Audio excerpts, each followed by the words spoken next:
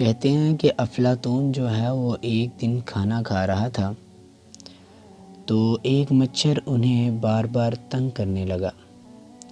کبھی کھانے پر بیٹھتا، کبھی اڑ جاتا۔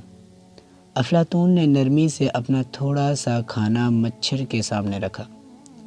مچھر نے اس میں سے کچھ چوسا مگر زیادہ دیر تک نہ رکا۔ افلاطون نے شاگردوں کو غور سے دیکھنے کا کہا۔ ایک شاگرد کے ہاتھ پر ہلکا سا زخم تھا۔ اس نے ہتھیلی آگے کی۔ مچھر فوراً کھانے کو چھوڑ کر زخم پر آ بیٹھا اور خون چوسنے لگا۔ پھر افلاطون نے قریب ہی ایک بوسیدہ سیب رکھ دیا۔ مچھر نے خون بھی چھوڑ دیا اور سیب کے کٹے ہوئے حصے پر جا کر بیٹھ گیا۔ اسی لمحہ قریب ایک درخت پر مکڑی کا جالا تھا۔ مچھر اڑا اور جال میں پھنس گیا۔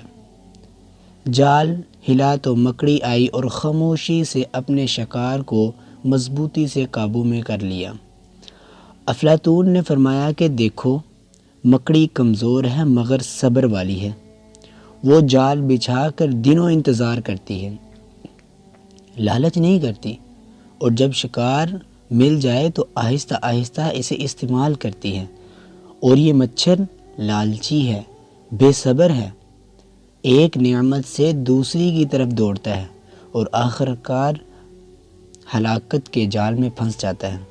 اب اس سے ہمیں سبق کیا ملتا ہے کہ انسان کی زیادہ تر پریشانیاں جو ہیں نا، وہ لالچ اور اسراف کا نتیجہ ہوتی ہیں۔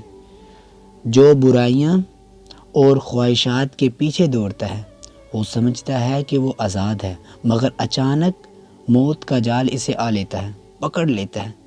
اور لالچ اور صبر کی لڑائی میں جیت ہمیشہ جو ہے وہ صبر کی ہوتی ہے۔